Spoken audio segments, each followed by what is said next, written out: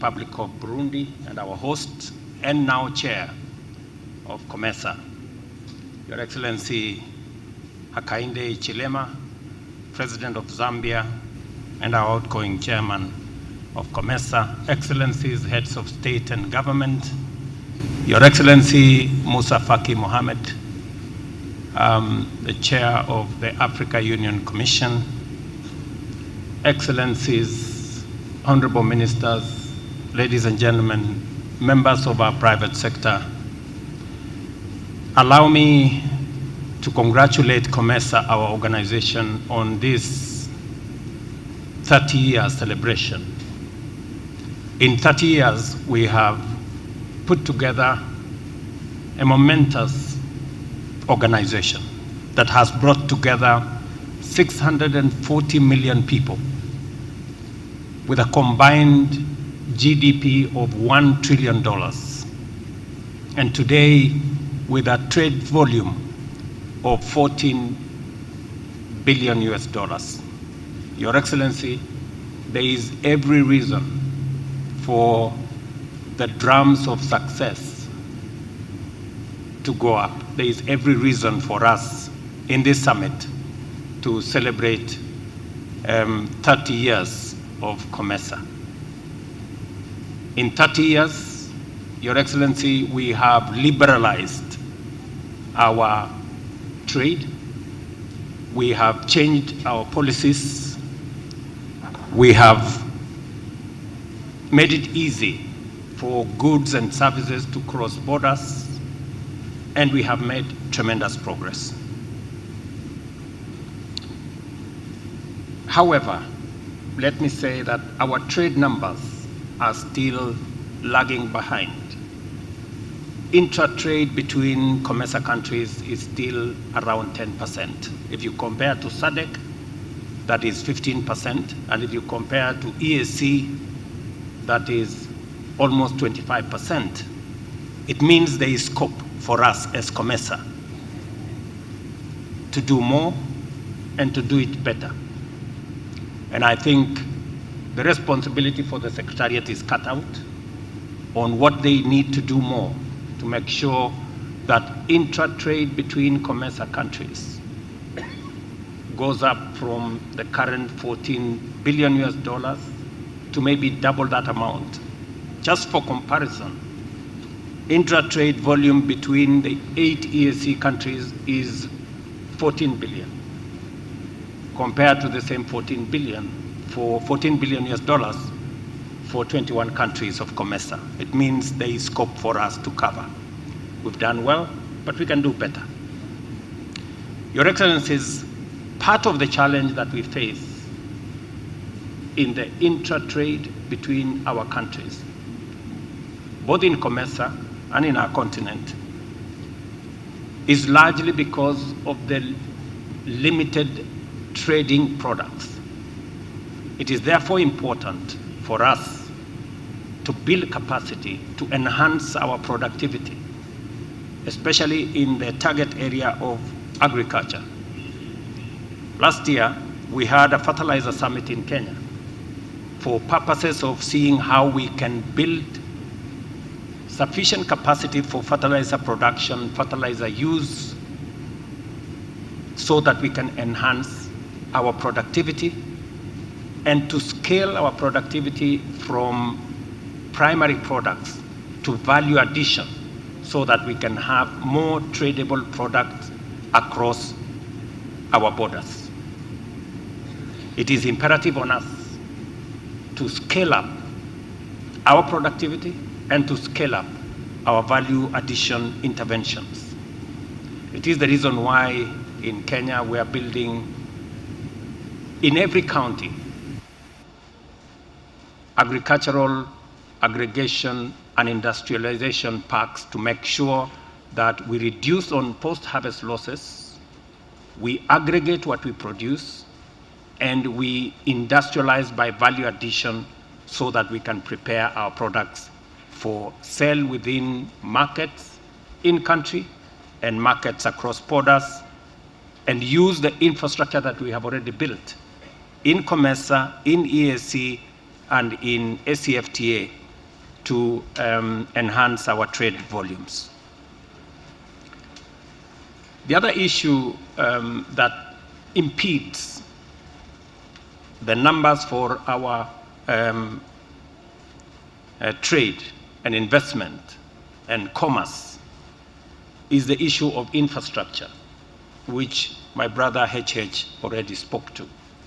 Whether it is infrastructure in energy, and that's why we need transmission lines across our countries. It is the reason why we must pool our energy resources. We have huge energy deposits in Kenya, wind, solar, geothermal.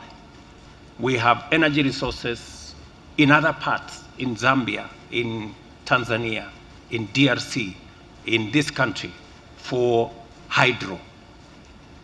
It is the transmission lines that will make our energy reliable so that we can do more in terms of facilitating industrialization, value addition, manufacturing of the products that we produce in our countries. Infrastructure about rail and road. Today, we are in the process of concluding the first 600 kilometers in Kenya of the LAPSSET corridor that will join Kenya, Sudan, South Sudan, and Ethiopia. Again, to support trade and investment. I'm happy to report that we are also concluding the next phase of the standard gauge railway that will leave Naivasha in Kenya to Uganda, to DRC possibly, and eventually to connect the Indian Ocean to the Atlantic. It is our hope that we can together build these pieces of infrastructure so that we can remove the hurdles to our trade of goods that is occasioned by lack of infrastructure. Mr. Chairman, as we waited to come to this meeting, I had a conversation with the Prime Minister of Eswatini. And he told me that it took him 13 hours to come from Eswatini to Bujumbura, a journey that would otherwise take him 2.5 hours. But because he had to go to all manner of capitals, he had to go to South Africa, then go to Ethiopia, then go to another place. He left home one day and arrived here a different day. We need to reduce and have a proper mechanism for our bilateral air service agreements to make it easier for people, business people, goods, services to move from one country to another. Let me also touch on what we need to do to build the financial infrastructure to support trade across borders in our countries. We have African financial institutions, Africa Development Bank, Afri-Exim Bank, Trade Development Bank, which is headquartered here in Burundi. We have the Africa Trade Insurance Agency. We have the Africa Finance Corporation. These are African institutions that are agile, that understand our continent very well. And as governments, as COMESA, we must deliberately support these institutions so that they can support our trade, they can support our investment, they can support our value addition because they understand us and they understand our continent. Sometimes we spend too much time chasing multilateral institutions, and we should. But we must also believe in ourselves and build our own African institutions, because they develop financial tools that are sensitive to our situation, that are agile, that are responsive to the situation in our continent. Let me give an example, Mr. Chairman. Today, we spend $5 billion in exchange rates for goods that we sell to other parts of the world. $5 billion. Afri-Exim Bank has developed a financial tool using known as the Pan-African Payment and Settlement System. This Pan-African Payment and Settlement System will allow us as Africans be able to trade for goods and services in our own currencies. It is no longer possible for us to change into other currencies to be able to trade in Africa. 16 countries have already signed in. I want to ask those of us in COMESA, for us to be able to trade faster, easier, let our central banks join the Pan-African payment system, so that payment and settlement system, so that our traders, our business people, we can assist them to be efficient in trade. Instead of chasing currencies, they should be chasing products and making sure that they facilitate trade across our borders. Mr. Chairman, in concluding, let me say a very significant development happened on the 25th of July this year, because the TFTA came into force that brings together COMESA, EAC, and SADC to do commerce across our borders. I must congratulate Madagascar for ratifying the ACFTA. It brings us into a space where Africa today begins the journey to trade with itself in a meaningful way. It is not possible, Mr. Chairman, to speak about COMESA without speaking about Africa Union, because we are one and the same thing. And I'm happy that Musa Faki Mohammed is here. For us to think about Agenda 2063 of the Africa Union, we must also think about how do we reform our organization, the Africa Union. In the last summit, you as heads of state gave me the mandate to work on reforming the institutions of the Africa Union. We've made progress. We've had several meetings with the AU Commission. And our intention, and we will be presenting a report to the heads of state in February on our proposals of how do we make the Africa Union Commission a fit-for-purpose organization, one that will speak for us as Africa, the 1.4 billion people, in an effective, efficient, forthright manner. Our proposal includes making the Africa Union Commission count. We have a robust, huge bureaucracy. We must give it some power for it to make decisions on our behalf. We must make the organization fit for purpose. Mr. Chairman, I know you have attended the Africa Union meetings. Africa Union must stop being an organization that makes decisions at night.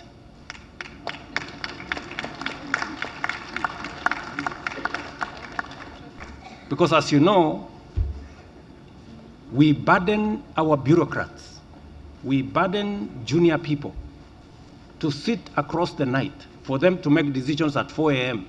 and 3 a.m. and 2 a.m. when us as heads of state have left. I mean, a decision where the real decision makers don't make the decisions. Instead, they leave it to their juniors, is an organization that will not succeed. We must change the Africa Union so that it does business on behalf of the 1.4 billion people in our continent. Mr. Chairman, it doesn't make sense that we have an organization that starts a meeting at 8 in the morning one day, a meeting that ends 8 in the morning the next day, across the night. And the most important decisions are left to technocrats at 2 a.m. in the morning. I mean, surely. Number two, an organization that is not accountable is an organization that has the chance to fail. Africa Union, there's a complete disconnect between the Pan-African Parliament, which is supposed to be the people's representative to hold the Africa Union Commission to account.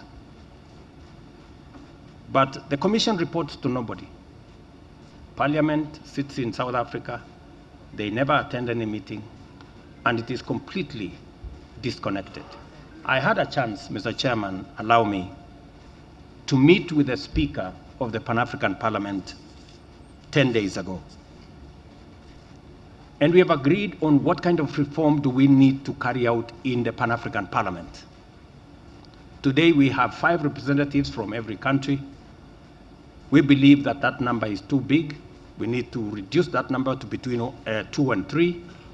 And we need to make the Pan-African Parliament a full-time organization to hold the Commission to account and to make sure that that organization is functional. And finally, Mr. Chairman, and I've taken more time, is also to have the ratification of the Africa Court of Justice so that Africans don't have to be carried to The Hague and other places whenever there are issues in our continent, that we can actually sort out our own issues as a continent whenever there are issues. That we can also sort out our trade conflicts. And I'm very happy, Mr. Chairman, that finally the UN, because the final thing I want to say is, apart from sorting out our organization, we need to silence the guns that we have always said that we should in our continent. There is still too much conflict, too much instability, too much war all over our continent. It is not possible for us to trade. It discourages investment if we don't have peace, stability, and security in our continent. I am very happy that the UN has now passed a resolution last December that going forward, the Africa Union Peace and Security Council, the AU Fund, will now be funded by assessed contributions of all UN countries so that we can better support countries that have challenges of insecurity, of war, and conflict. It is imperative that we secure our continent because it's the only way our business people can do trade. It's the only way investors, African or foreign, can invest in our continent. Again, Mr. Chairman, let me say I'm truly grateful. And allow me to say that because my brother Rajolina here has challenged me, that I am requesting for your support for the former Prime Minister of Kenya, Raila Odinga, who was also a former AU infrastructure envoy, and he did a wonderful job. As he campaigns to be the next chairman of the Africa Union Commission, I have asked for your support. I will continue to ask for your support. And I'm sure we all believe that in competition, and we say, may the best man or woman win. Thank you very much, Mr. Chairman. Thank you so much. Now I invite the Vice President of Libya to pronounce his speech. Yeah,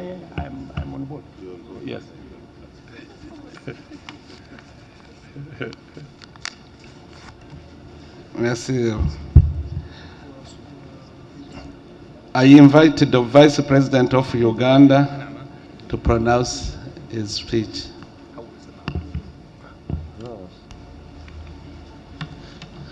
Your Excellency, Hakainde Hichilema, President of the Republic of Zambia and the outgoing chairperson of COMESA Authority, Your Excellency, Evariste Ndayishimiye, President of the Republic of Burundi and the chairperson of COMESA Authority, Your Excellencies, the presidents of the COMESA member states, heads of delegations, chairperson of AU Commission, Secretary General of COMESA, distinguished delegates, ladies and gentlemen.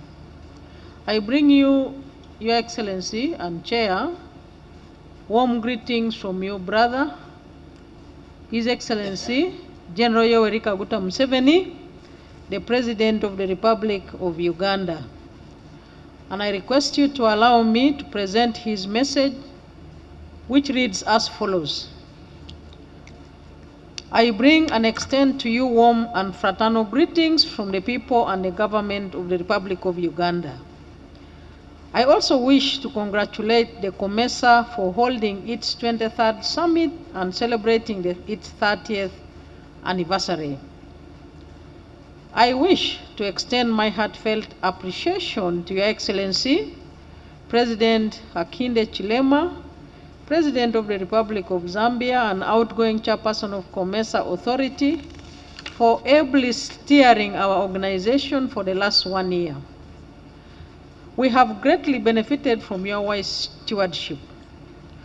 To the incoming chairperson of COMESA Authority, Your Excellency Evariste Ndayishimiye, President of the Republic of Burundi, I would like to say congratulations upon assuming this strategically important role for the next 1 year.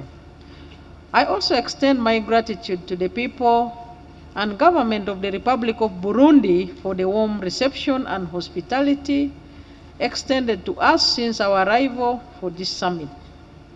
Getting to the theme of the summit, accelerating regional integration through the development of regional value chains in climate resilience, agriculture, mining, and tourism, I find it important to share with you my thoughts.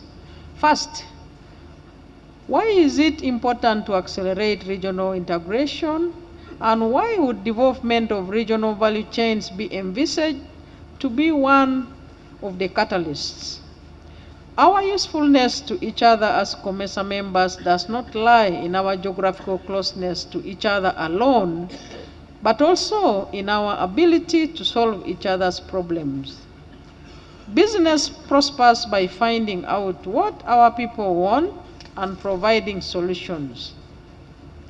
In his treatise on the wealth of nations, Adam Smith noted that economies thrive through competition, capitalism, and a free market. He further opines that our individual need to fulfill self-interest results in societal benefits. Now, therefore, as individual COMESA countries pursue national interests, it is of strategic importance that we do aim at identifying what other countries in the region and beyond need and provide it. Second, ensure that fulfillment of national interests results in wider societal benefits beyond just our individual countries. How can we be able to do that? By acting in unison and synchronization. This process must be driven by the governments and propelled by the private sector. But for us to do this, there are some underlying factors we must address decisively. There are some statistics we sometimes take pride in, but when in real sense, we should feel very uncomfortable with them. For example, the 21 countries of COMESA cover an area of 11.8 million square kilometers and have a population of 560 million people and a combined GDP of US dollars 768 billion. Compared to the 27 European Union member states that occupy 4.233 million square kilometers with a population of 448 million people and a combined GDP of US dollars 19.35 trillion. Secondly, Your Excellency, intra-COMESA trade stands at 7% of total trade compared to intra-European Union trade of 65% and intra-Asian trade of 25%. Why are we still standing at just 7% amongst ourselves despite 30 years of dedicated efforts to boost regional trade under the COMESA plus 13 years under the preferential trade area? Your Excellency, part of the answer lies in the Prebisch-Singer hypothesis of the 1950s and 1960s. They postulated, and correctly so, that prices of primary goods such as raw materials and agricultural products tend to decline relative to the prices of manufactured goods over time. Thus, a country needs to export more of this in order to import less of the manufactured goods, ultimately draining of foreign exchange and thus negatively impacting on interest rates or the cost of credit and raising the cost of production, among others. This perpetually keeps countries that are dependent on primary goods poor and underdeveloped. Therefore, as we try to take our theme of accelerating regional integration through the development of regional value chains in climate resilient agriculture, mining and tourism forward, we must deliberately move away from dependence on primary commodities. Regional value chains that are dealing in primary commodities are not a solution to Africa's or COMESA's problems. We must individually and collectively put in place the requisite regulatory and physical infrastructure and human resources to drive the industrialization of Africa in general and COMESA in particular.